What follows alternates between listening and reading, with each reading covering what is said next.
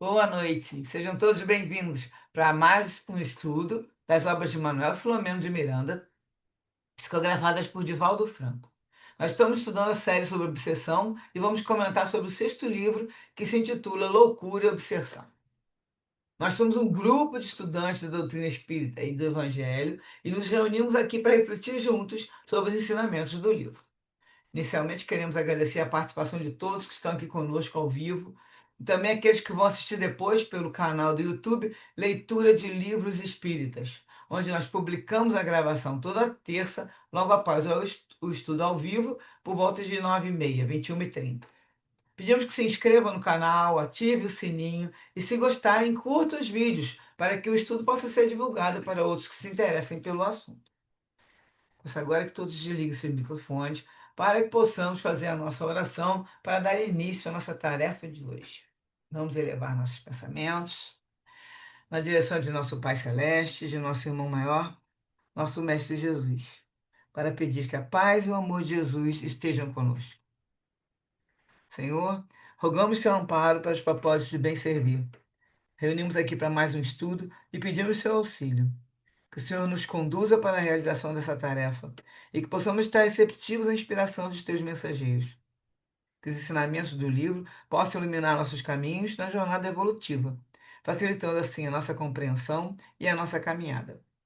Pedimos, enfim, a sua proteção para a realização do nosso estudo, que assim seja, graças a Deus.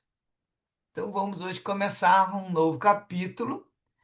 Esse capítulo a gente não conhece o personagem, tá? É uma pessoa que não vai falar o nome dele, mas nós vamos acompanhar o caso aqui todinho.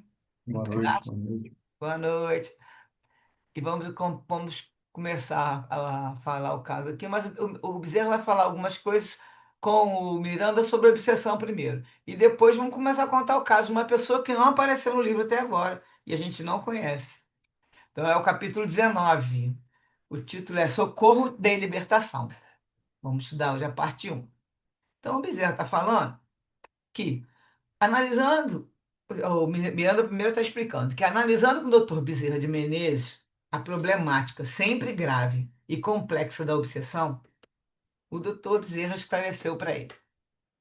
Enquanto as paisagens mental e moral do homem não mudarem o clima de aspirações responsáveis pelos problemas que geram, o intercâmbio obsessivo permanecerá. Dependências afetivas, necessidades emocionais e campos de vibrações odientas são sustentados nos jogos dos interesses entre os desencarnados e os homens. Porque estes não se elevem espiritualmente, aqueles, os desencarnados, encontrarão ganchos nos quais se prendem, passando de hóspedes a gerentes da casa mental daqueles que lhes cede lugar, no caso, os encarnados. O crescimento moral do ser é impositivo inadiável do seu processo evolutivo, que exige decisão vigorosa para ser levado adiante sem mais tardança. Os atavismos que lhe predominam, em arrastamentos comprometedores, devem ceder lugar às aspirações enobrecidas que o atrairão para objetivos libertadores. E aí agora o doutor Bezerra vai comentar sobre uma pessoa, um filósofo, que ele começa falando já do cara, e aí eu procurei um pouquinho mais para poder entender, né? Tal de Uspensky, que é nascido em 5 de março de 1878 e morreu em 2 de outubro de 1947. Foi um filósofo russo que rejeitou a ciência e a psicologia da sua época sob a suspeita de que existiam sistemas superiores de pensamento. Na sua juventude, ele estudou misticismo e esoterismo e viajou extensivamente em busca de sabedoria antiga. Esse Ouspensky foi discípulo de George Gurdjieff, né, que fala, um místico e mestre espiritual grego-armênio, que ensinou a filosofia do autoconhecimento profundo através da lembrança de si. Ouspensky fez uma compilação de suas palestras que ocorreram entre 1921 e 1946, onde ele ensinava as ideias de Gurdjieff. sobre o quarto caminho. Então, ele escreveu um livro que é chamado. Esse era um processo que chamava O Quarto Caminho. Aí eu não vou entrar em detalhes, porque o Bezerra também não entrou, vou começar a colocar a fala dele agora. Só que, em relação a fazendo o resumo desse Ouspensky, a ideia central é que o ser humano, desse quarto caminho, o ser humano estaria dormindo, vivendo como uma máquina, e precisava de um esforço para acordar. Essa história de falar que o ser humano está dormindo, também a Joana de Anjos fala muito isso, né? Então, por isso que eu acho que o Bezerra traz aqui, porque tem uma identificação, né? O Divaldo também psicografando a Joana de Ângeles, e a gente sabe que tem vários trechos aqui que são colocados pelo Miranda, mas que, na verdade, são orientações da própria Joana, né? Então, aí agora, começando o texto que o Bezerra está contando para o Miranda, ele fala: os Pensky dividiu os homens em dois grupos, fisiológicos e psicológicos, para bem os situar na área das suas necessidades e aspirações. Os primeiros são aqueles cujo comportamento se submete ao repouso, ao estômago e ao sexo, enquanto os outros são os que vivem conforme o sentimento e a mente. E aí o Bezerra fala que ele prefere considerar que há três grupos: os que ainda transitam sob o comando de sua natureza animal, primitiva, aqueles que vivem sob a predominância da natureza espiritual e os que se encontram na fase intermediária, em caminho do estágio mais grosseiro para o mais sutil. Os primeiros são os homens instintos, são aqueles primitivos, né? Mais dirigidos pelas sensações. Vivem para comer, gozar e dormir, sem tempo mental para sentir os ideais de beleza e de progresso. O homem, no qual predomina a natureza animal, reage sempre e com violência. Detém o que tem e não reparte, em razão do egoísmo que o vitima. Os outros intermediários, que no caso ele classificou ali intermediário, são homens-razão, comandados pela emoção. Parece que meio contraditório, né? Mas ele está colocando aqui algumas características desses homens. Não obstante eles se utilizem das sensações que decorrem das imposições fisiológicas, eles cultivam os sentimentos e as emoções sobrepõem-se aos caprichos dos prazeres fugidios e imediatos. Então, ele pensa um pouquinho mais para agir, né? Agora, tem o outro em que a natureza espiritual se destaca. É aquele em que a natureza espiritual se destaca, ele age porque pensa com calma e não reage, entendeu? Aquele que faz uma comparação com aquele que age, que reage. Esse não, ele age porque pensa com calma nas circunstâncias mais graves, preservando o equilíbrio. Ele possui sem reter, multiplicando em benefício do próximo, promovendo a comunidade onde se encontre e desenvolvendo os sentimentos do altruísmo, que o felicita. O amor, no período das dependências fisiológicas, é possessivo, arrebatado, físico, enquanto no dos anelos espirituais se compraz libertando. Então, ele sente prazer em estar libertando o outro. Torna-se então amplo, sem condicionamentos, anelando o melhor para o outro, mesmo que isto lhe seja sacrificial. Esse é o verdadeiro amor, né? Que está com aqueles que estão mais, no caso, no campo espiritual. Um parece tomar a vida e retê-la nas suas paixões, que é o caso mais do primitivo, enquanto o outro dá a vida e libera para crescer e multiplicar-se em outras vidas. Os que se encontram em trânsito entre as experiências primitivas e as conquistas da razão, apesar dos vínculos fortes com a retaguarda evolutiva, eles acalentam ideais de enobrecimento, sofrem tédio em relação aos gozos, padecem certas insatisfações e frustrações, porque já não lhes bastam as sensações fortes, exauridoras, tendo necessidade de mais altos valores íntimos, que independam do imediato, do jogo cansativo dos desejos físicos. Ambições mais nobres se lhes desenham nas áreas mentais, e os desejos sofrem alteração de estrutura.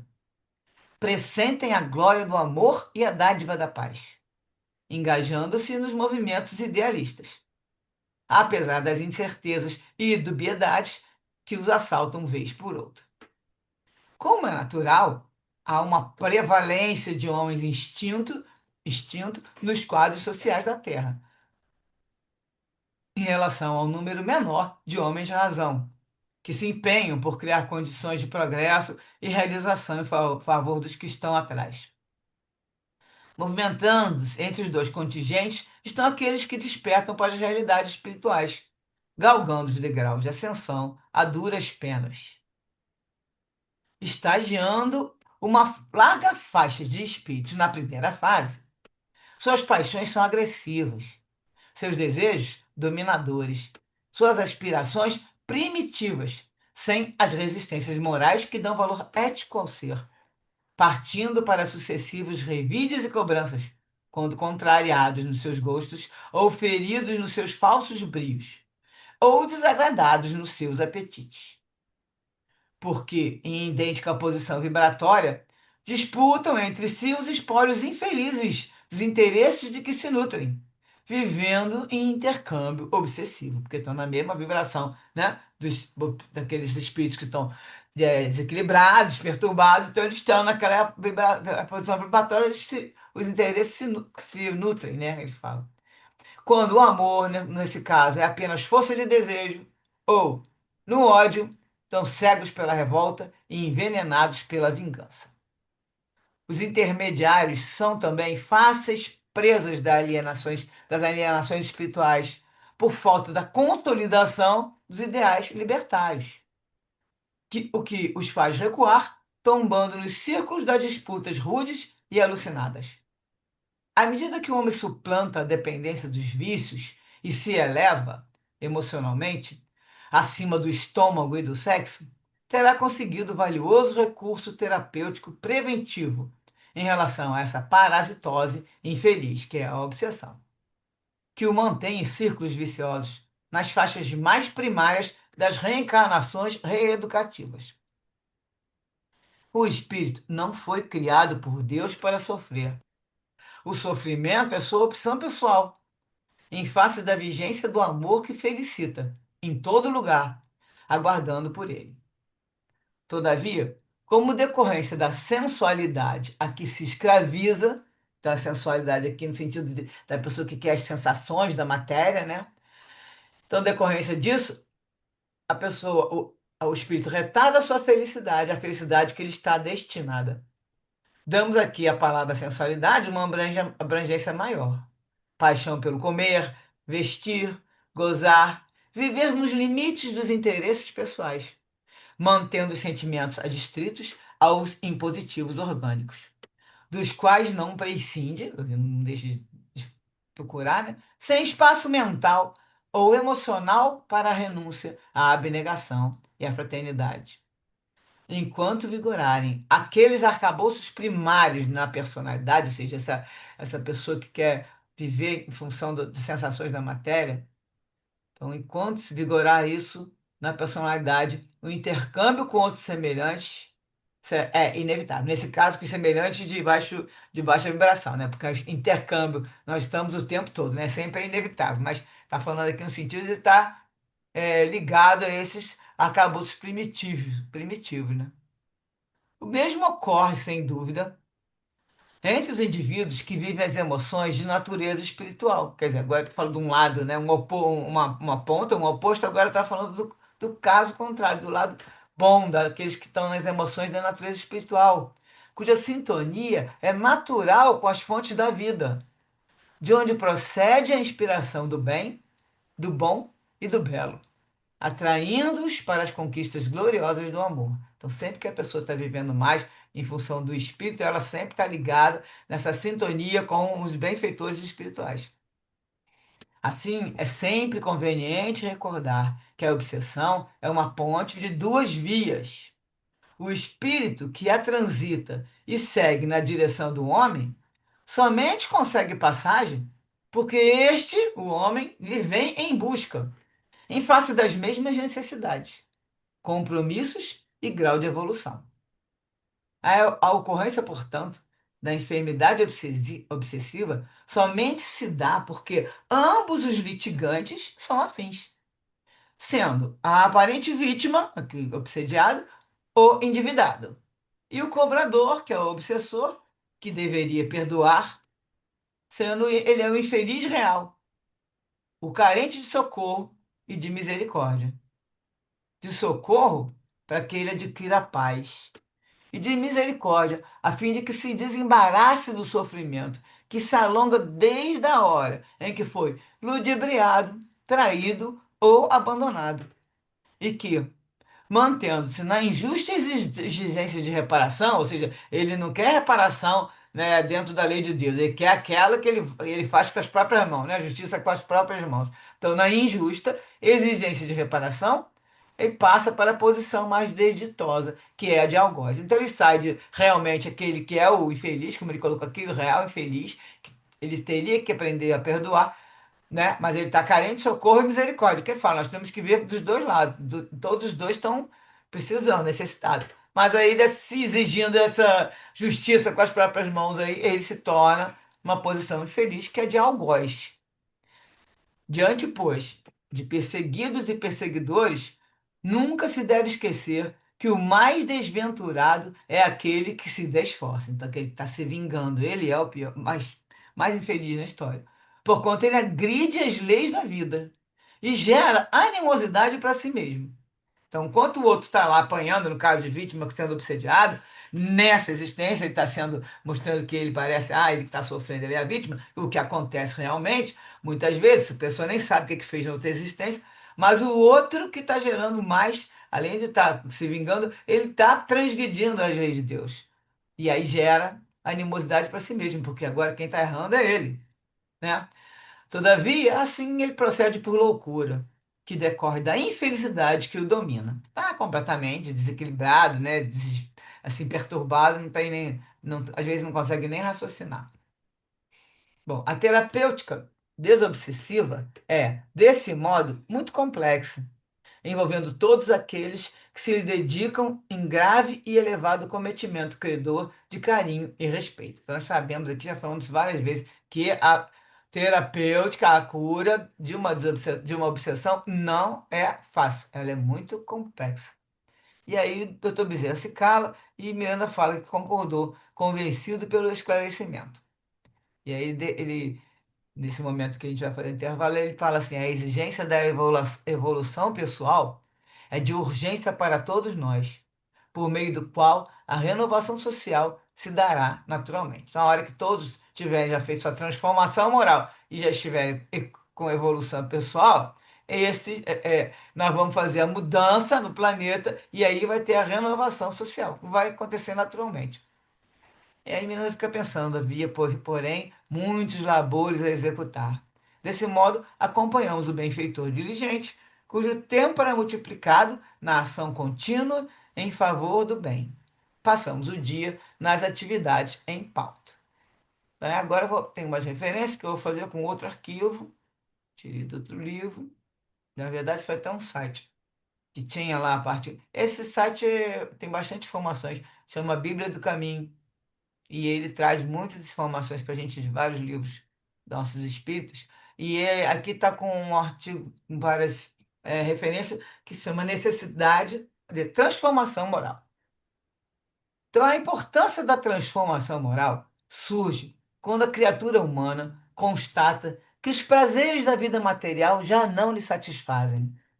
Trata-se do primeiro estágio da evolução espiritual. Diz-se então que o espírito inicia sua jornada para cima em direção ao supremo bem, afastando-se aos poucos da caminhada horizontal, que é aquela assinalada pelas ordenações de subsistência biológica, alimentação, reprodução, controle do outro, desenvolvimento exclusivo das faculdades intelectivas e etc. A parte moral fica de lado, né? Quem está vendo aqui é só a parte mais física, né? Ou intelectuais, e aquele negócio que colocou que come, reproduz e passa o dia, né? Aí tá reforçando. Esses espíritos aqui tem que sair dessa caminhada horizontal e iniciar sua jornada para cima, na direção do Supremo Bem. E aí continua. Percebe-se nessa fase da evolução que a vontade é vacilante, marcada por conflitos, querer e não querer, fazer e não fazer. O indivíduo revela dificuldades em administrar suas imperfeições, as suas más tendências, os seus condicionamentos comportamentais. Agrada e desagrada, pois se há os que aplaudem as suas atitudes de mudança, outros fazem críticas graves, desaprovando ou duvidando. Então, para quem já tentou fazer isso aqui, desde começar nesse primeiro estágio da evolução espiritual e começou a se modificar, também passou por isso, que algumas pessoas fazem críticas, alguns falam, falam que é besteira e tudo, e outros, alguns falam, muito bem, estou gostando de ver, né? Outros duvidam e por aí vai, desaprovam. E aí vem a pergunta: como vencer os nossos conflitos interiores? De que modo eliminar as tendências menos construtivas que ainda nos caracterizam a individualidade? De que modo difundir a luz, se muitas vezes ainda nos afinamos com a sombra? Bom, aí ele coloca assim, que a gente deve ficar feliz pelo fato de já conhecer as nossas fraquezas e defini-las. Que às vezes a gente não consegue definir ainda, mas que a ciência sempre comenta aqui que nós estamos mais conscientes e já conhecemos que temos fraqueza, pelo menos, né? E aí, aqui fala que isso constitui um passo muito importante no progresso espiritual. Porque com isso, já não mais ignoramos onde e como atuar em auxílio da própria cura e burilamento. Não há dúvida que somos espíritos endividados perante as leis divinas. Reconhecemos-nos falhos em nos referindo aos valores da alma ante a vida superior. Mas não podemos ficar chorando inutilmente no beco da autopiedade. Ao invés disso, trabalhemos na edificação do bem de todos. À medida que nos transformamos para melhor, identificamos não só as imperfeições próprias, como a dos outros que nos compartilham a jornada evolutiva. Em algum momento, essa constatação pode nos causar desconfortos e decepção, as quais devem ser superadas. É provável também que reconheçamos no processo espíritos mais adiantados caminhando junto conosco, sem que nunca lhes tenhamos dado o devido valor ou consideração. São almas bondosas que nos socorrem despretensiosamente nesses momentos. No estado seguinte, depois de superadas as vacilações iniciais, a pessoa desenvolve a conscientização de que é preciso permanecer firme no programa de melhoria espiritual, em atendimento a uma necessidade íntima, esforçando-se para combater as imperfeições e em desenvolver virtudes. Nessas condições, o espírito compreende que é preciso abrir mão de certos comportamentos e atitudes, sacrificando-se, ainda que sob o peso de provações ou de graves desafios. A vontade funciona, então, como a gerência esclarecida e vigilante, governando todos os setores da ação mental. Quando atinge esse estágio de compreensão, o indivíduo torna-se mais tolerante em relação às falhas dos outros, aprende a perdoar ofensas, revela-se mais solidário e fraterno, vigia mais a si mesmo que o outro. Sofre pelas lutas que tem de enfrentar, mas sem alarde, empenha-se em libertar do mal, mesmo que intimamente esteja aflito. A ação incessante de transformação moral é trabalho de todo dia, de toda hora, não dá tréguas. A vigilância deve ser permanente, a fim de evitar tropeços e quedas. Mesmo não sendo possível fugir das recaídas, é essencial não se deixar levar por excessivos sentimentos de culpa. É importante, sim, conservar uma atitude positiva de vigilância mental e emocional. Jesus, o mestre dos mestres, apresenta uma chave simples para que se identifiquem os legítimos seguidores. Conhecê-los-eis pelos frutos. E observemos o que estamos realizando com o tesouro das horas, de que espécie são as nossas ações, a benefício dos semelhantes. Então, vamos ver que frutos que nós estamos deixando, né? Coloca aqui essa observação. E procurando aceitar-nos como somos, sem subterfúgios ou escapatórias, evitemos estragar-nos com queixas e autocondenação, esforçando-se em buscar, agir, servir e melhorarmos sempre. Em tudo que sentirmos, pensarmos, falarmos ou fizermos, doemos aos outros o melhor de nós, reconhecendo que, se as árvores são valorizadas pelos próprios frutos, cada árvore recebe e receberá, invariavelmente, atenção e auxílio do pomicultor, conforme os frutos que venha a produzir. É quase impossível melhorar-se moralmente sem sacrifícios ou renúncias. Estes são experiências educativas que favorecem o desenvolvimento da capacidade de discernir entre o bem e o mal. Dessa forma, o espírito aprende a fazer escolhas mais sensatas, conquistar amizades preciosas que lhe auxiliam no propósito da mudança. Entende, finalmente, que não é possível evoluir sem a sincera manifestação de amor ao semelhante. A transformação para melhor, segundo Emmanuel, está simbolicamente representada em duas asas, que conduzirão o espírito humano à presença de Deus. Uma asa se chama amor e a outra sabedoria. Pelo amor, que acima de tudo é serviço aos semelhantes, então, seja, amor é você estar ajudando ao próximo sempre, serviço aos semelhantes, a criatura se ilumina e aformoseia por dentro, emitindo em favor dos outros o reflexo de suas próprias virtudes. E, na outra asa, pela sabedoria, que começa na aquisição do conhecimento, recolhe a influência dos vanguardeiros do processo, que lhe comunicam os reflexos da própria grandeza, impelindo-a para o alto. Através do amor, valorizamos-nos para a vida. Através da sabedoria, somos pela vida valorizados. Daí o imperativo de marcharem juntas a inteligência e a bondade. Todos temos necessidade de instrução e de amor. Estudar e servir são rotas inevitáveis na obra da elevação. Deixa eu ver aqui se eu tenho. Não, agora então a gente entra nos comentários para ver se vocês entenderam. Outro dia tem alguma dúvida. Podem comentar.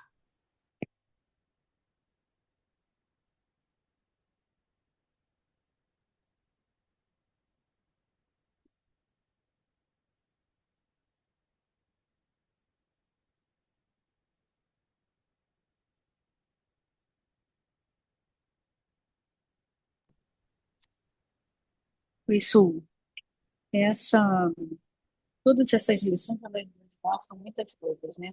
É interessante essa literatura, esse jeito de literatura nos passar as coisas, porque ele aproxima as histórias das vidas da gente, do nosso cotidiano. Não fica uma coisa assim muito surreal, muito distante. E a gente consegue se conectar com os nossos problemas, nossos conflitos, com as nossas dificuldades. E as lições que ele deixa, a gente pode tomar para a nossa vida, né? Para o nosso dia a dia. Quando a gente tem um conflito familiar, uma coisa muito difícil, porque todos nós temos. E como que a gente lida com essas dificuldades, né?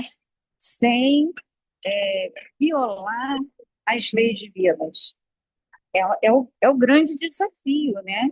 Porque não adianta a gente achar assim, mas a gente vai violar as leis divinas, são coisas muito graves. A gente pode achar que o que a gente está fazendo não é grave, que o que a gente está pensando não é grave, que a gente está falando não é grave, e é grave.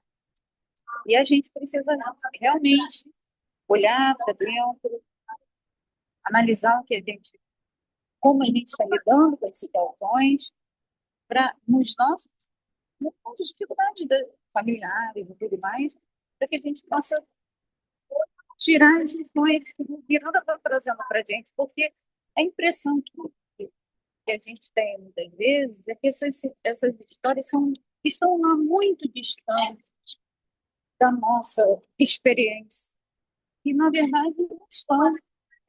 né? Elas estão mostrando para a gente que a gente está passando, a gente passa por situações parecidas, a gente pode não matar, não roubar nem nada, como se brinca, mas a gente está fazendo também as nossas mazelas, as nossas palavras ferinas, as dores que a gente não perdoa, né?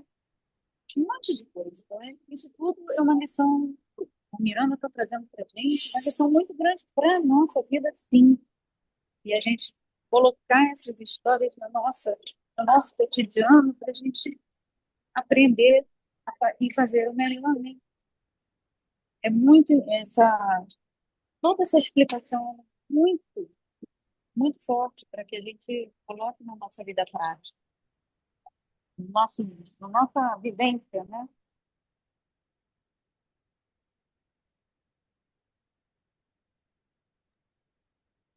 Porque você está falando do dia a dia, né?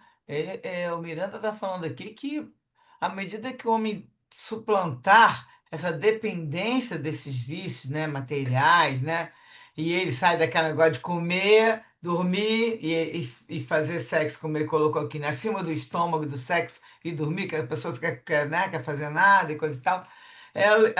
Quando faz isso, a gente começa a querer suplantar, se elevar, nós vamos conseguir um valioso recurso terapêutico preventivo em relação à obsessão. São esses vícios, esses hábitos, né? Não precisa ser um crime para a gente fazer o mal. Todo momento de egoísmo, orgulho, de vaidade, desses que a gente pode estar pensando só não pensando no próximo em ajudar, e tudo isso aí já são atitudes que não vão ter boa consequência, né? A gente sabe que nós estamos semeando. E aí ele coloca aqui que a gente tem que sair desse básico aí, né? Dessa vida, como ele coloca que a pessoa está na vida que está dormindo, né? Como a própria Joana de Anjos fala, e passar. Porque senão você fica o tempo todo mantendo esse ciclo vicioso com obsessão e fica nessa faixa primária de reencarnações reeducativas. A gente não consegue passar pela prova e evoluir mais um pouco, porque a gente fica sempre caindo na mesma fase nossa de que eu sempre não consigo perdoar, não consigo esquecer, não consigo deixar de ser orgulhosa e egoísta. Pronto, aí na próxima você vem de novo, então, você fica estacionando, não consegue elevar um pouco, para como falou, seguir na direção do pai, né? Na vertical, e fica só na horizontal, na vidinha básica, e sempre na reencarnação reeducativa. Você não consegue conseguir dar um degrauzinho a mais, que você não se permite. Então, e ele fala que o espírito não foi criado por Deus para sofrer. O sofrimento é a sua opção pessoal. Então, todos nós sabemos que qualquer atitude que a gente faz, a cada um segundo suas obras. O que são as obras? É tudo que a gente faz, tudo que a gente fala, tudo que a gente pensa. Então, essas são as nossas obras. Nós vamos criando o tempo todo. Quem cria todo o seu futuro é você. Então, nessa criação, nós que estamos criando, a opção é nossa de fazer criação que não vai dar boa, não vai dar bem. Então, o espírito não é criado por Deus para sofrer. Nunca vai haver reencarnação que é para sofrer, no sentido de que essa aqui vai ser punido, então tem mais que sofrer. Não, você vai ter reencarnações que você vai aprender e para ser corretivo da sua vida. Daí é aquela situação de que você semeou, vai colher.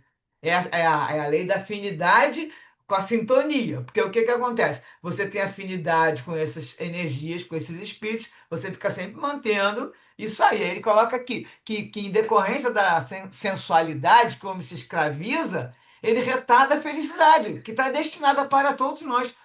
Todos estão destinados à felicidade, mesmo que seja daqui a milhões de anos, nós vamos chegar lá. Então, quem tem vontade de sair desse ciclo, aí, parece até um redemoinho, e querer se melhorar, tem que investir. Colocou que também falou que em algum momento sobre a vontade, usou até uma outra palavra aqui. Mas é o que que é? A pessoa que tem que se esforçar. Não sei onde é que está aqui. Então, no caso, a pessoa tem que ter a vontade de fazer isso. E aí você sai, né? Agora fica na vida de paixão pelo comer, vestir, gozar, viver no limite dos seus interesses pessoais, ou seja, egoísmo, manter os sentimentos somente o que é orgânico, aquelas sensações, né, de orgânica. E aí você não deixa espaço mental ou emocional para a renúncia, para a abnegação e a fraternidade. Então é a hora que a gente tem que sair. Aí ele coloca, bom, lembra sempre que a obsessão é uma ponte de duas vias. E ela só vai chegar na pessoa que está nos litigantes são afins, os que estão brigando. Então, agora, no momento, você vai lá, coitada, é uma vítima. O caso vai aparecer agora de uma pessoa que está com obsessão forte, e aí a gente acha, mas ele é um obsediado, é uma vítima. Não, ele é um endividado. E quem está cobrando dele? O obsessor, vai ser o cobrador. Está devendo para ele. Esse cara está devendo para o obsessor. E o obsessor tinha que aproveitar a oportunidade de quê? De perdoar. E ser que ele também está precisando de que fala aqui é de socorro e misericórdia. Então, ele precisa disso para poder. Mas aí o que acontece? Ele cai naquela história de não perdoar e aí vira o algoz. Mas a gente tem sempre que lembrar que esse que está fazendo a obsessão, a vingança, ele é o mais desventurado, porque ainda está mais perturbado ainda que o outro, né? Então, desse modo, ele sempre coloca aqui que terapêutica complexa, que a gente sabe que também quem está sofrendo obsessão tem que ajudar, e aí uma grande maioria de pessoas não conseguem, nem se percebem obsediadas, nem procuram ajuda, né? E às vezes quando procuram ficam ali com preguiça, coisa e tal. Então, assim, já é uma coisa mais. Essas obsessões mais, né, não só aquela influenciação, mas uma coisa como uma fascinação e como uma subjugação, essas obsessões então é muito difícil porque a pessoa tem que trabalhar também a favor. Então, a exigência, aí que veio o texto de anexo, é para a evolução pessoal, que é urgente. Nós temos que ver essa urgência. Então, o que coloca aqui é todos esses lances da gente prestar atenção nessa transformação que colocou aqui. Você a necessidade de transformação. O espírito vai se iniciar para a jornada para cima, saindo dessa da horizontal, mas a gente fica naquela vontade vacilante, que é aquele conflito, querer e não querer, fazer e não fazer. Então está sempre com dificuldade em administrar suas imperfeições, suas más tendências, os seus condicionamentos comportamentais. Nós estamos condicionados há milênios. Não é uma encarnação que vai mudar isso.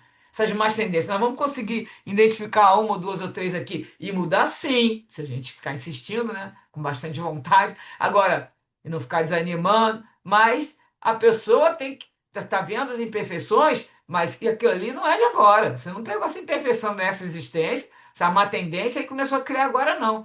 Né? Algumas aparecem, você começa até a já não agir de maneira correta. Essa aqui está criando outros débitos para o futuro. Mas isso já vem de muito tempo. E aí, como é que vai vencer isso, né, esses conflitos?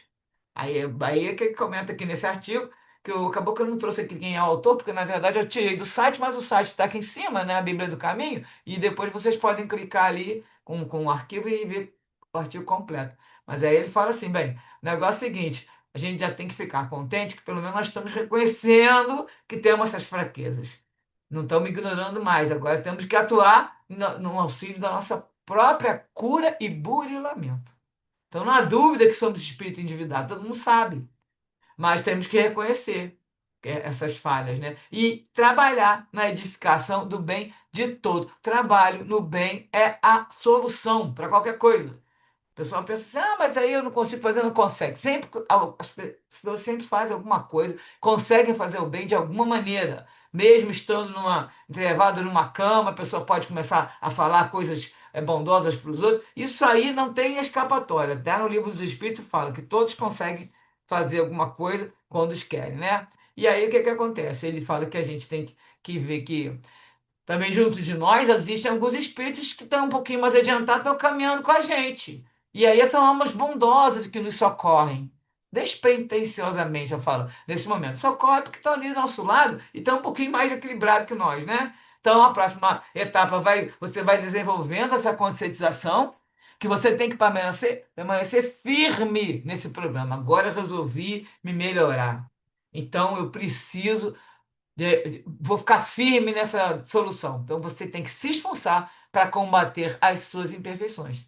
E aí o espírito vai ter a pessoa vai ver que tem que abrir mão de certos comportamentos e atitudes. No momento que você tem vários comportamentos que não vão te trazer boas consequências, ali, boas, né, o resultado você sabe que não está lá dentro da lei de Deus, você tem que começar a sacrificar, a cortar isso. Então, a vontade agora aqui vai te manter ali. Quando você atinge esse estágio, você fica mais que você começa a se tornar mais tolerante em relação às falhas dos outros. Que é primeiro que você tem que parar para pensar, eu estou cheio de falha. Como é que eu posso reclamar do outro? Porque a gente está sempre achando que, né, nós estamos muito bem, o outro é que tem o defeito. Agora, se olhar, se for lá no espelho da consciência, nós temos várias imperfeições e ficamos falando, igual fala, não, né? Jesus fala, estamos vendo o argueiro lá, a trave no olho do outro e não estamos enxergando o cisco no olho do outro e não estamos enxergando que tem uma trave, um pedaço de pau no nosso olho. Então, é essa mania, vamos começar a tolerar mais, que você vai ver, poxa, imperfeição somos todos, vamos tolerar mais o limite do outro, a falha, né? A incompreensão. Vai aprender a perdoar ofensa, seja lá o que for, você vai aprender a perdoar, porque você também erra, e aí precisa, muitas vezes, as pessoas te perdoarem. Vai se revelar mais solidário e fraterno. Então você começa a ficar querendo ajudar mais e estar mais, né, interessado em cuidar do próximo e vai vigiar mais a si mesmo que o outro, que é o que colocou aqui também. É, essa vigilância tem que ser permanente para evitar tropeços e quedas. Então, o tempo todo estamos observando o que nós estamos pensando, fazendo, falando, né? E não é possível fugir da recaída. Todo mundo vai ter recaída. Só que é essencial não se deixar levar por sentimento de culpa, que aí você fica, errei de novo, eu não presto mesmo, não tem jeito. Não, tem que sair dessa história aí, dessa enrolação aí de ficar se culpando e falar, caiu, ralou o joelho, levanta, mesmo com o joelho desconjuntado, como fala Paulo, levanta e continua naquele mesmo objetivo. O importante é conservar uma atitude positiva da vigilância mental e emocional. E aí nós temos que observar o que é que nós estamos fazendo com o tesouro das horas que nós temos na vida e de que espécie são as nossas ações a benefício dos semelhantes. É aí que está. Temos que nos esforçar para servir e melhorar sempre. Então, o que ele coloca aqui? Que é quase impossível se melhorar moralmente sem fazer sacrifício ou renúncia. Então, nesse caso, a gente tem que estar sempre, bom, nesses estudos que a gente faz e mais os outros todos, sempre para desenvolver mais a capacidade de discernir entre o bem e o mal. Já sabemos que o bem é tudo que está de acordo com a lei divina. E o mal não está contrário, está transgredindo a lei divina. As leis de Deus estão na nossa consciência. Então, temos que começar a desenvolver essa capacidade de estar discernindo, porque está tudo aqui. Só a gente conhece, né? Mas é uma transformação que é, como fala Emmanuel, duas asas. É a sua parte moral, é o local do amor, né, do sentimento, e a outra parte que é intelectual, da sabedoria, do conhecimento. Temos que dar com os dois equilibrados, porque uma asa é menor que a outra você não consegue voar. Então temos que estar com as duas asas do mesmo tamanho. O que acontece, todo mundo sabe, todo mundo fala, que hoje em dia nossa asa da intelectualidade, dos conhecimentos está enorme e a da moral está pequenininha. Por isso que a gente não está conseguindo levantar voo. Precisamos começar a crescer a parte moral. Transformação moral para melhor, entendeu? Então, o amor ele é, acima de tudo, serviço aos semelhantes. E a sabedoria, ela começa na aquisição do conhecimento. Então, nós estamos aqui tentando, de um lado, não sozinha, de procurar a aquisição do conhecimento, está indo, está crescendo. Só que temos que colocar essa do amor e desse sentimento nosso e começar a desenvolver esse serviço aos semelhantes para que a gente consiga alçar o voo, né? E aqui aí termina esse trechinho que ele fala: estudar e servir são rotas inevitáveis na obra da elevação. Então, esse trecho, esse anexo que foi colocado aqui, ele traz todos os pedacinhos que estavam comentados, que o Bezerra comentou, né? Mas, nesse caso, a gente está aqui. Hoje não é o caso de ninguém específico, mas que começou a conversa porque o Miranda falou para ele falar mais sobre a obsessão. E daí ele saiu destrinchando mais. Ele trouxe até aquele filósofo ali que algumas coisas que o cara fala que a pessoa está dormindo, né? Que no caso os seres humanos vivem dormindo. O que mais, gente? Eu falei que de quase que repetir todo o texto, mas foi porque o texto eu fui lendo direto, né? Tem nenhuma outra observação aí desse texto aí de anexo? Não tiver, eu vou continuar a falar.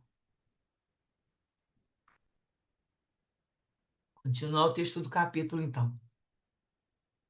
Então, continuando aqui o texto, nós paramos aqui nesse intervalinho para os anexos. Agora é o seguinte, agora vai continuar falando. Terminou ali a conversa do Bezerra, né? Ele falou, conversou com o Miranda, e aí eles foram. Agora está começando lá no Centro Espírita a reunião que para aquela noite estava programada uma tarefa que a irmã Emericiana chamou de Socorro de Libertação, que é o título desse capítulo, né? Seguindo a praxe ritualista da casa, ele sempre comenta que vai passar aquilo tudo, com as músicas, aquilo tudo. Após a abertura dos trabalhos, que é a reunião mediúnica no plano material, nós estamos no plano material, a merenciana, psicofonicamente, ou falando, né, por intermédio do antenor, elucidou que a gravidade desse cometimento, desse acontecimento, exigia muito esforço e dedicação dos companheiros encarnados. Razão porque ela fez essa reunião no lugar da esfera mediúnica, que seria ali naquela reunião, mediante a cooperação dos membros mais dedicados do grupo. Então, ela dá a entender que os médios que estão mais acostumados a esse trabalho estavam ali. O antenor, que no caso é o médium que fica em evidência sempre na casa, porque está sempre incorporando a emerenciana, né? Ele, em razão das suas amplas possibilidades na psicofonia, ele foi programado para intermediar a comunicação, ou seja, ele vai receber o irmão que está em desequilíbrio aí. E aí o irmão Felinto vê que o Miranda ficou meio sem entender nada, porque não falaram de nada, quem era, quem não era, né? Então, percebendo as interrogações íntimas, o irmão Felinto acudiu me esclarecendo. Trata-se de um paciente de nossa casa, filho do diretor-presidente da instituição.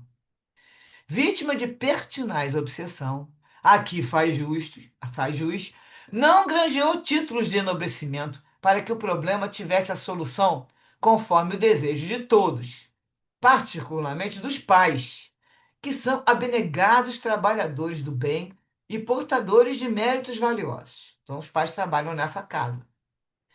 Todavia, há circunstâncias e ocorrências que não puderam ser solucionadas da forma como é considerada a saúde na Terra. Então andaram já fazendo algumas reuniões e ele ainda não conseguiu, né? O caso, o espírito, o obsediado lá, o encarnado lá, ainda não conseguiu ter, como eu falo, considerada a saúde na Terra. Mas aí o Felito está com essa esperança que ele fala hoje, cremos, se dará o desfecho da trama, que se arrasta por muito tempo, tá vendo? Então já está se arrastando há um tempo.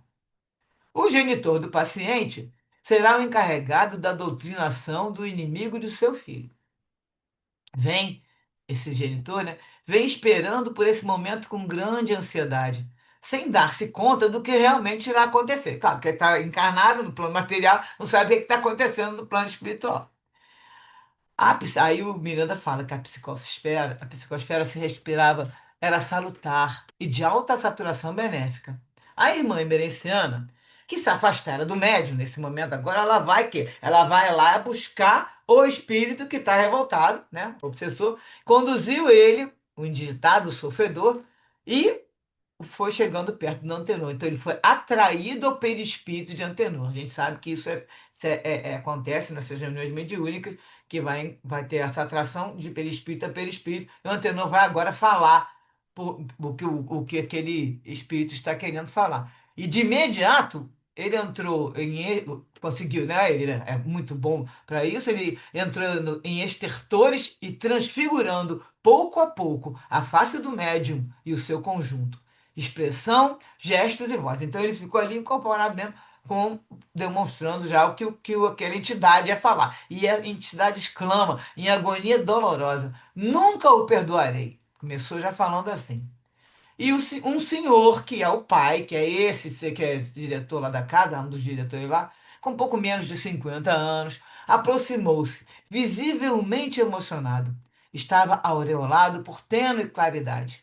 A mentora influenciava, então a Invencena saiu de perto do Antenor, que está agora incorporando essa entidade, e foi influenciar o que vai agora fazer o esclarecimento, que a gente pode chamar até de doutrinador, mas é esclarecedor, né?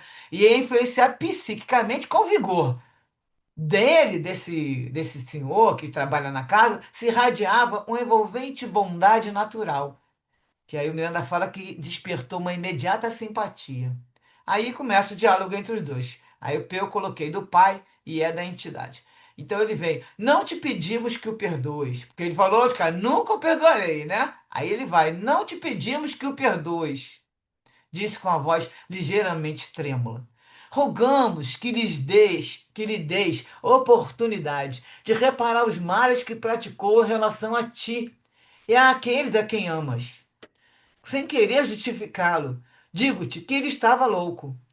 O traidor que rouba a confiança e estrangula a amizade, nas forças do seu crime, encontra-se fora de si.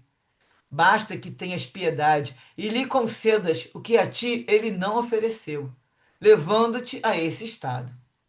E aí a entidade fala: só palavras que em nada modificam a situação. Você tem o direito de interceder por ele. É o seu filho, o infame que a mim desgraçou. Aí o pai fala: eu sei e me apiedo de vós ambos. Choro, meu filho infeliz, e lamento por ti, meu pobre irmão. Ele acaba de completar 20 anos e já se vão 16 de dores inomináveis para nós e para ele. Então aqui a gente vê que desde que é uma criança de 4 anos, porque ele está com 20 e já tem 16 anos que ele está sofrendo isso, desde uma criança de 4 anos que ele já está obsediando essa criança. E foi quando se iniciou a doença. Também a doença, na verdade, vem do que ele, né, que esse espírito agora que está aí com 20 anos, produziu para ele. Só que a gente vai ver que isso piora por causa da influência do obsessor. Então aí o que vai explicar aqui. Então ele fala que já tem 16 anos de dores inomináveis para nós e para ele. Lógico, os pais vendo uma criança, né, crescer com isso. Quando se iniciou a doença, ele foi, pouco a pouco, perdendo os recursos da fala, da compreensão, enquanto se lhe aumentou a agressividade, a irritação, a par do retardamento mental. Tu falas de dor, todavia, sem desejar relacionar sofrimentos, eu e sua mãe, desde então, nunca mais pudemos repousar à noite, pois é quando mais ele se excita e se desespera. Acostumamos-nos a quase não dormir. Ali está ela, chorando conosco. Então, a mãe do caso, desse menino de 20 anos, está lá, também acompanhando a reunião, porque isso aqui é um caso diferente, né? Essa é uma reunião de desobsessão com a presença das pessoas, que a gente sabe que muitos centros, que alguns centros fazem isso, mas a maioria não faz mais. Aí o pai continua falando para a entidade: olha, desfigurada e triste, sofrida e extenuada, sem ódio por ti, que trouxeste desventura ao nosso lar por intermédio do nosso filho. Quantas vezes ele nos bateu na face? Quantas outras tu lhe tomaste as mãos e nos agrediste também? A princípio, não sabíamos do que se tratava. Então, de que se tratava, porque eles estavam, não sabiam, não conheciam, né, a parte espiritual. Acreditávamos apenas no diagnóstico médico, que afirmava ser um incurável distúrbio neurológico que lhe lesara grandes áreas orgânicas. Da aflição inicial e da amargura que nos tomou, passamos à piedade. Quando a fé em Deus e na sua justiça nos clareou a noite de dores, então, ou seja, quando eles tomaram tiveram conhecimento desse tipo de situação, ante a certeza da reencarnação e da sobrevivência do espírito à morte física, passamos a amá-lo e a ter mais coragem. Aí eles conseguiram entender, né, que alguma coisa estava trazendo da outra existência. Aí a entidade vai logo reclamar: não tente me sensibilizar, pois que isso mais me revolta. Ele é seu filho querido, porém traiu-me, roubando-me ao lar a filha amada, a quem corrompeu e desgraçou, levando-a ao suicídio. E se passava como meu amigo, a quem eu abri a minha casa e lhe concedia a honra que não merecia de conviver com a minha família. Cada um de nós agora zela e luta por seu próprio filho. Então ele está lutando pela filha dele, que ele está falando que desgraçou, só aí o outro pelo filho. Mas aí ele continua falando assim: nunca mais eu soube dela, a filha, a quem ele destruiu. E ao referir-se à causa da desventura, o choro convulsivo dominou de forma irrefreável. Então ele começou a chorar muito. Aí a a Emeliciana teve uma orientação mental para a irmã Anitta, que é a outra irmã desencarnada que está lá, e ela aplicou no comunicante energias tranquilizadoras. Agora não lembro se a Anitta é desencarnada ou encarnada. Falei aqui, depois eu vou até procurar.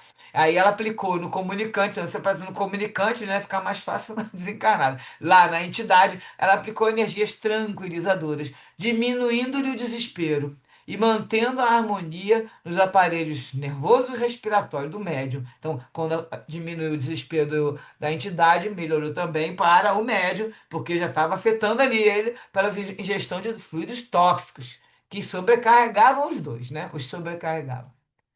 E o pai vai falar: não é nosso desejo inocentar o criminoso. Não obstante, queremos impedir que o irmão venha a tombar em erro equivalente, porquanto somente a Deus compete a equação desses problemas, em razão de sua sabedoria infinita, que dispõe de meios para regularizar os males, sem engendrar outros semelhantes ou piores. Então, não é para fazer justiça com a sua própria mão. Quem sabe fazer justiça é Deus, né? Sua sabedoria infinita.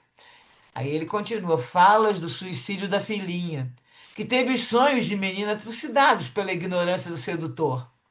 No entanto, conforme não desconheces, ele também sucumbiu sob a sanha da mesma alucinação, interrompendo anos mais tarde a existência corporal, varando o cérebro com uma bala destruidora. Então, aqui nesse momento, ele conta essa situação, ou seja, ele já nesse tratamento que eles vão fazendo há muito tempo, já soube que isso tinha acontecido.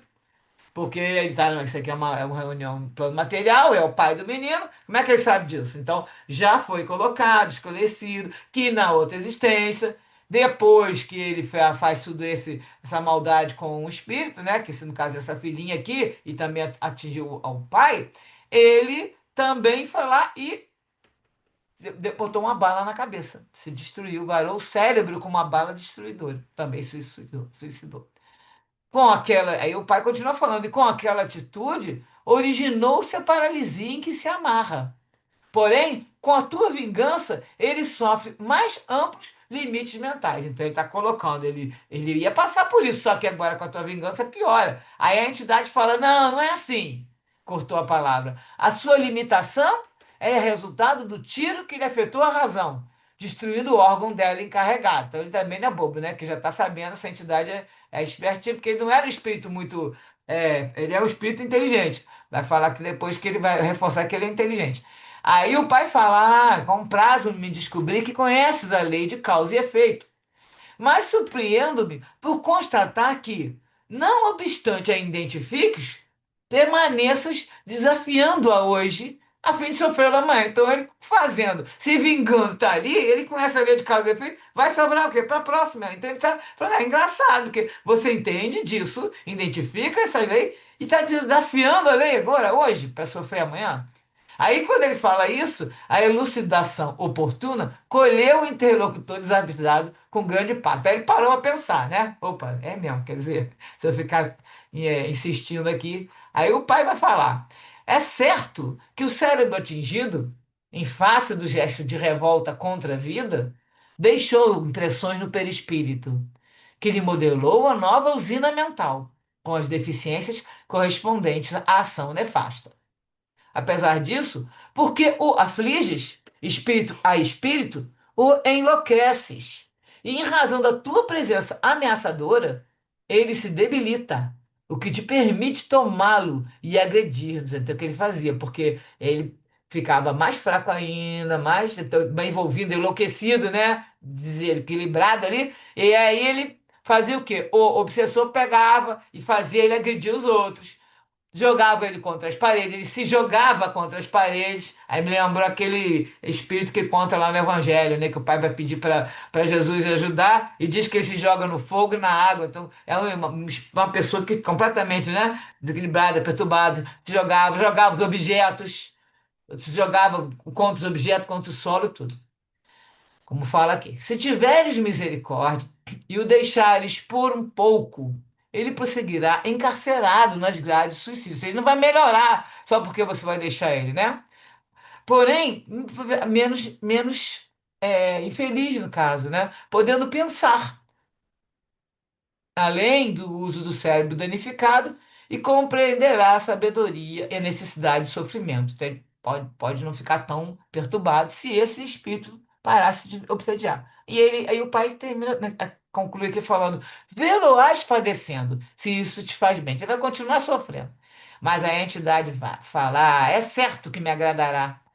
Todavia, não terei o prazer de saber-me ser quem lhe inflige a cobrança. É ele que quer fazer, quem o submete. Ele quer fazer, que é a história, né, com as próprias mãos, a fim de que nunca mais traia ou desgrace a quem quer que seja. É isso, o gosto da vingança.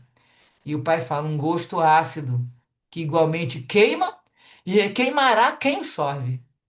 Aproveita-te desse momento. Nós te pedimos por Jesus Cristo, o assassinado sem culpa, que perdoou e envolveu a amparar os que o negaram, traíram e lhe esqueceram todos os benefícios. E a entidade fala: não farei. Jesus foi crucificado porque desafiou as leis então vigentes. Pagou pela morte os ideais da sua vida. Aí o pai apela para o outro lado e fala: então te rogo em nome da mãe dele, que sem culpa alguma, cujo crime único forcejanitora extremada, e nada poder fazer em favor do filho, cuja missão e grandeza, em sua humildade, talvez não tivesse conhecimento na sua total dimensão, porém daria sua pela vida dele. Então, quer dizer que Maria, né, em função da criação, tudo com Jesus, ela era humilde, tudo, ela talvez não tivesse conhecimento daquela missão, trazer o nosso, né, o espírito puro para a terra, o nosso governador e tudo, ela não imaginava a dimensão, mas ela daria sua vida pela vida do filho, como toda mãe também, né? Que isso aí já é uma coisa de mãe, né? Pedimos-te, portanto, em seu nome, e em nome a esta mãe, também crucificada na agonia. Então ele falou em Jesus, falou em Maria, né? Também crucificada na agonia. E o perseguidor recebeu o apelo com um grande choque e titubeou. Ele tratava-se de um espírito lúcido que agia conscientemente e conhecia a realidade na qual se encontrava. Então, aqui hoje a gente para nesse ponto e vamos ver algumas referências aqui para poder fazer os comentários. Então, eu trouxe um pouquinho do Consolador, o livro Consolador, só uma pouca coisa de Emmanuel, com Chico Xavier, na pergunta 135, falando sobre a história do bem ou mal, né? Se o determinismo divino é o do bem, quem criou o mal? Então a resposta é o determinismo, que Emmanuel fala, né? Determinismo divino se constitui de uma só lei, que é a do amor para a comunidade universal. Todavia, confiando em si mesmo mais do que em Deus, o homem transforma sua fragilidade em foco de ações contrárias a essa mesma lei. Então, quando ele é orgulhoso, né, e acha que tudo que ele pensa está mais certo, o que acontece? Ele começa a agir contrário à lei de Deus, efetuando desse modo uma intervenção indébita na harmonia divina. E aí, o que acontece? Eis o mal. O mal é toda vez que você age contra a lei de Deus. Aí o Emmanuel continua dizendo: urge recompor os elos sagrados dessa harmonia sublime. Eis os resgates. Então, quando você recompõe a harmonia, que a gente sempre fala, quando você desequilibrou, você vai lá, tem que equilibrar. Você sujou, vai ter que limpar. Causou a morte de alguém, vai ter que reparar isso na outra existência. Eis o resgate. Vede, pois, que o mal, essencialmente considerado, não pode existir por Deus, em virtude de representar um desvio do homem. Até a falta do bem, né? O Criador é sempre o Pai generoso e sábio, justo e amigo, considerando os filhos transviados como incursos em várias experiências. Então, aqui só para a gente fechar sobre isso. Terminamos aqui o capítulo, hoje o que tinha do capítulo para falar, porque tem que sobrar um pouco para semana que vem, e aí também eu divido em função dos comentários. Agora veja se vocês comentem um bocado, né? E alguma dúvida.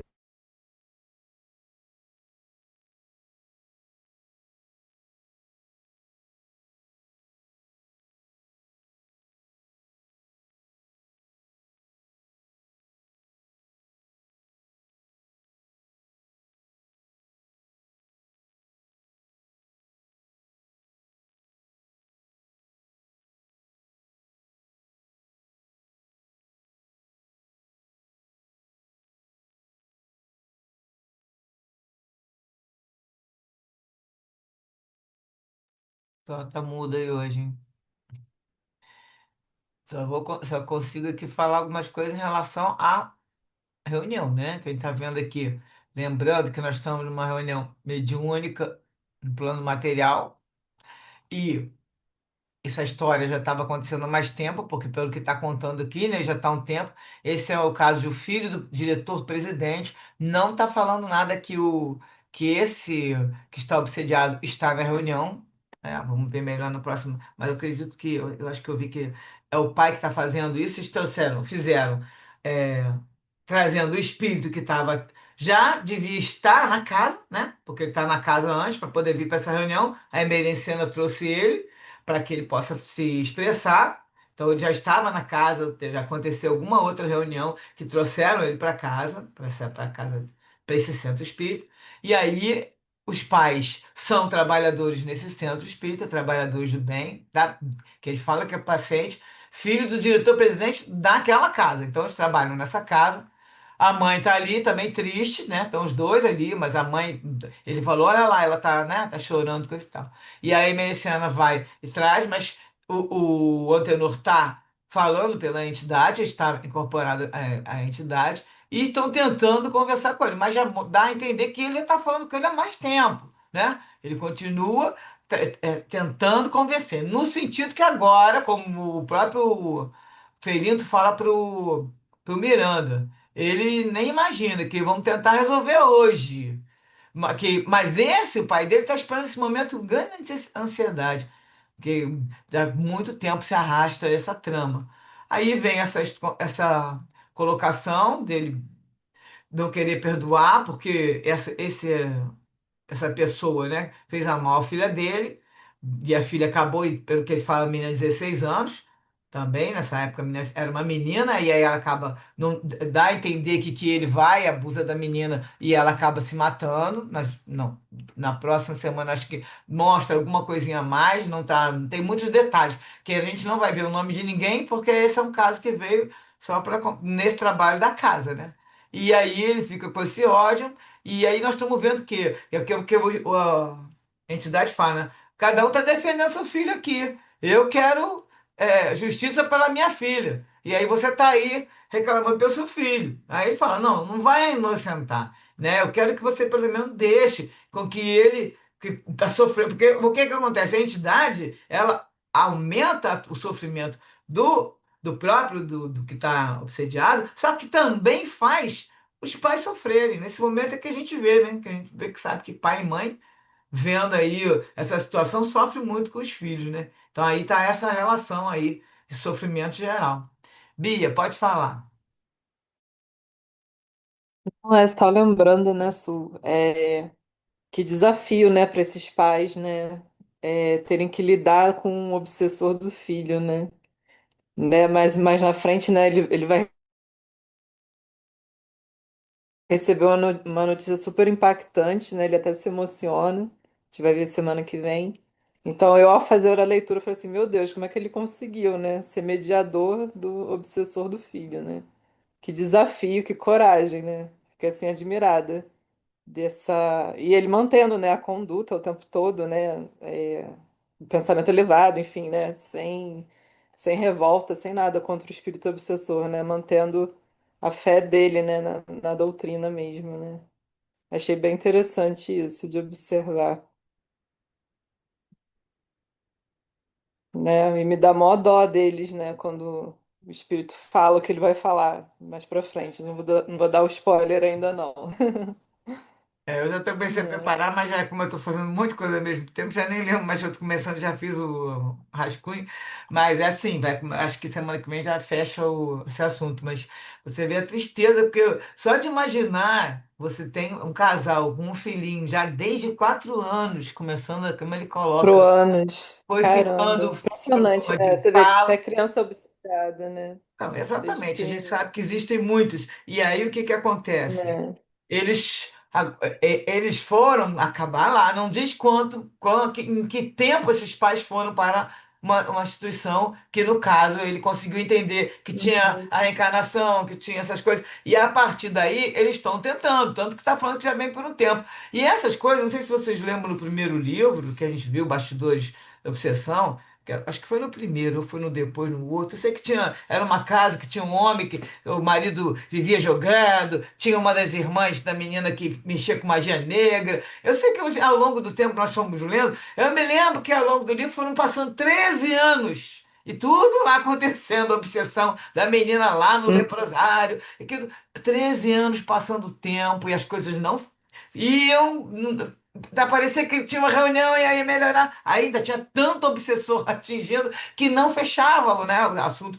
No final do livro, depois de não sei quantos anos, é que as coisas foram se acertar um pouquinho melhor. E o que que aconteceu? Aqui no caso é mais ou menos a mesma coisa. É uma criança que começou mostrando Uhum. retardamento, mas aí já era o caso da situação que ele ia ter para reparar o perispírito dele. Então, não teve jeito. A criança pode ter vindo, parecendo que não Uhum. era nada, começou a aparecer. Aqui a gente Que fala, tem o fator físico também, né, então, Su? do perispírito Lesão do perispírito, do né? perispírito. Então, Uhum. essas coisas que a doutrina espírita explica e que a medicina não entende, né? Como é que pode, né? Onde é que saiu? É que pra gente lógico que é uma tristeza, mas só que você acaba, como o próprio pai falou aqui, a gente acabou tendo que aceitar, e aí, mas aí deu mais força. Que ele falou, aí isso me deu força para continuar. Porque ele fala aqui que no Uhum. começo nós estávamos até meio, né? Todo nós estávamos fora, não estávamos tendo condição de entender nada. Mas aqui, depois da piedade que eles foram ver, eles começaram a ficar. Eles falaram, aí, a partir daí, nós passamos a amá-lo e a ter mais coragem. Porque, no entanto, eles ficaram com pena, só, ai meu Deus, que filho, né? Que pena, aflição, amargura. E aí, depois que eles Para você ver como largaram, é importante, né, o estudo da doutrina, né? Libertador, exatamente. né? E a pessoa Consolador mesmo. é libertador. E a pessoa tendo essa certeza que o filho está ali para se reparar, para se melhorar, para a evolução do espírito, porque isso é que é importante. Não está ali para sofrer, para pagar nada, não. Uhum. A lembrança sempre é que não é para você ficar, porque viu o que você fez, agora você vai aprender no castigo. Não. Agora você está passando por isso porque você já leu o seu perispírito. Então vamos agora cuidar do curativo, né? Vamos fazendo aos pouquinhos, com amor e carinho, vai se curando as feridas do perispírito. E os pais, nesse caso, mesmo sofrendo, mas eles sabiam que, além de tudo, além do filho ter feito isso e tem que reparar o perispírito, ainda tinha um obsessor atuando. Então sabia também, tanto que ele sabia a história. Ó, meu filho fez, eu sei que maltratou tua filha. Então, lógico que ele já está sabendo isso há mais tempo. Então, olha só que pressão nesse casal, né? Não sei, aqui não mostra, não sei se vai falar alguma coisa. Se esse casal tem alguma coisa com a história do passado, que a gente sabe que sempre tem alguma coisa, né? Isso aí é a grande maioria Uhum. Sempre tem a dívida, né? então, sempre tem alguma coisa. Eles podem até sido um espírito que tiveram uma grande afeição por ele em outra existência e agora aceitaram receber esse espírito. Isso aí é uma das opções. Sabe que são Ah, milhares. sim, os pais. É, você tá Então, falando dos pais. aceitaram receber o Espírito para ajudar ele.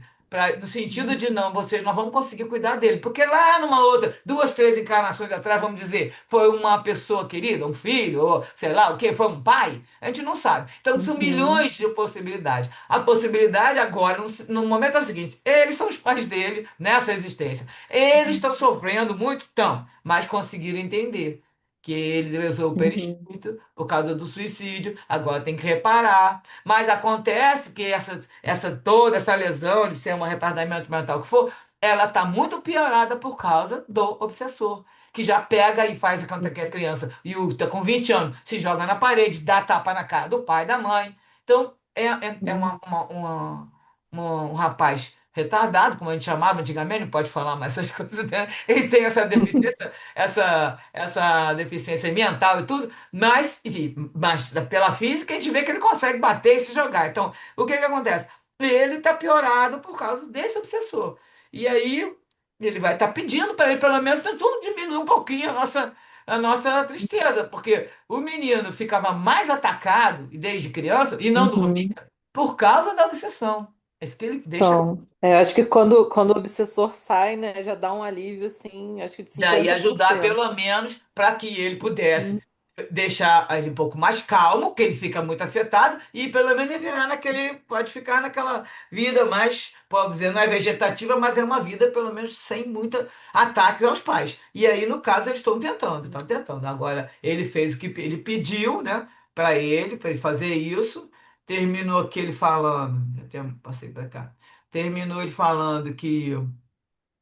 Aí ele rogando em casa. Que ele, primeiro ele falou com ele aqui, mas você conhece a lei de causa e efeito e você tá fazendo, tá desafiando essa lei hoje para sofrer ela amanhã. Aí ele já levou o impacto. E depois ele vem em cima Uhum. dizendo que para ele ter, pelo menos então, em nome da mãe, né? Da mãe, de Nossa Senhora, que aí não diz por que que ele ficou tão assim. Ele levou um choque nessa hora. Ele titubeou. Porque ele é um espírito que sabia o que estava fazendo. Não é aqueles perturbados que mostra lá naquelas vezes que vão lá nas cidades do justiceiro, aprende a fazer vingança, coisa e tal. Não, ele estava com tudo certinho, agia, conhecia essa realidade, entendia, né? Entendia de reencarnação, essas coisas, tanto que estava ali com um outro espírito, sabendo que é filho dos outros, e não ficava assim, agora ele está aí com essa pessoa, ele, né, que tem uns espíritos que a gente já leu, que ele não sabe, não sei o que, que ele está fazendo aí no corpo desse outro, né? Foi o caso do Lício, que ele fala, agora tá aí nessa forma que era o menino, era uma mulher, agora tá nessa forma. Então tem uns que não estão conscientes, eles não são lúcidos. Eles têm ódio, têm raiva, mas não têm a sabedoria, aquele conhecimento para ser lúcido e Uhum. entender. Entendeu? Agora dá safe, você está encarnado, mas não interessa. Você fez isso com a minha filha, fez isso com coisa. Então nós vamos assim, clareando em função do que acontece, várias coisas que acontecem por aí. E o que a gente acha que, pô, não, não pode ser. Então, tudo pode ser. Tudo pode ser tanto pro Uhum. lado bom quanto pro lado de sofrimento e de tristeza. No caso aqui, nós estamos vendo um bem característico. Cadê a Carla? Acho que já estão terminando, né? Tô Alguém, aqui. alguém Eu mais? queria, Comenta eu então, queria, Carla, para a gente fechar e você fazer a oração. eu só queria fazer um comentário, porque assim, às vezes as pessoas pensam assim, poxa, os espíritas, eles dão solução para tudo, como se fosse tudo muito fácil. A gente sabe que não é, né? Imagina uma família, né, que recebe um irmãozinho, um filho, né, com deficiência, tem muitas deficiências complexas, né, difíceis de lidar, que ocupam assim a vida, principalmente da mãe, né? Quase que 100% do tempo, é uma dificuldade muito grande. Elas precisam de muito auxílio, de muito amparo, precisam de ajuda financeira, de tudo, né? Então, existe, a gente sabe disso, né? Que ter a consciência do motivo auxilia muito, né? Mas nós sabemos o quanto é difícil. Aliás, a gente não sabe porque nós não estamos na pele dessas mães, desses pais, desses familiares, né, que vivem essa situação, né? Mas como saber, né, interpretar o que as lições nos trazem, né? É a gente entender que essas pessoas, por mais que compreendam a situação, elas precisam de auxílio. É isso que é a essência do espiritismo, a caridade, é o amor ao próximo, é compreender a realidade atual dessas pessoas, de nós mesmos, né? Tanto nessa coisa que eu falei no início, né? De nos colocarmos nessa história que não é distante das nossas vidas, né? Mas ao mesmo tempo entender que assim não há um fatalismo, né? Estamos todos aqui em aprendizado, nós temos o livre-arbítrio, nós temos condições de melhorar, de crescer, de fazer as coisas se modificarem para melhor, né, graças à doutrina espírita. Então, assim, o acolhimento, a doutrina espírita é isso, é o acolhimento, é o abraçar esta família, essas pessoas nessas condições de dificuldade, né, e fazê-las, auxiliá-las para que elas se fortaleçam e levem até o final suas provações, porque não é fácil, né? Então, eu só queria falar isso, porque a gente às vezes até esquece de. A gente sabe, mas a gente tá lá com a gente, mas a gente às vezes até esquece de falar, que nós sabemos que são situações que nos levam, que nós passamos, que algumas vezes não, né, fazem parte dos históricos de vidas anteriores que nós vivemos, mas também fazem parte de atos que nós fazemos, praticamos nessa vida também, né? Então, como eu disse, não há fatalismo. As coisas, elas estão no acontecimento, mas nós podemos melhorar, modificar e fazer progredir em cima das dificuldades. Mas nós todos precisamos uns dos outros para que isso aconteça, né? E é aí que está a caridade, o amor ao próximo. Era isso que eu queria falar. Aproveita aí que já está terminando. Vamos fazer a nossa oração final.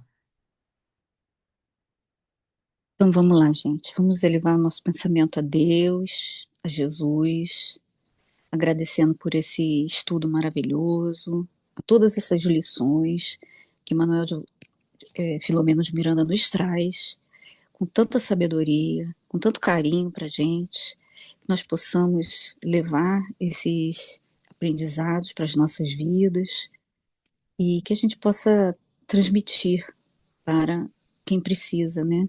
Que esses ensinamentos possam chegar a outras pessoas e ajude. Se ajudar a uma pessoa, já estaremos cumprindo a nossa missão.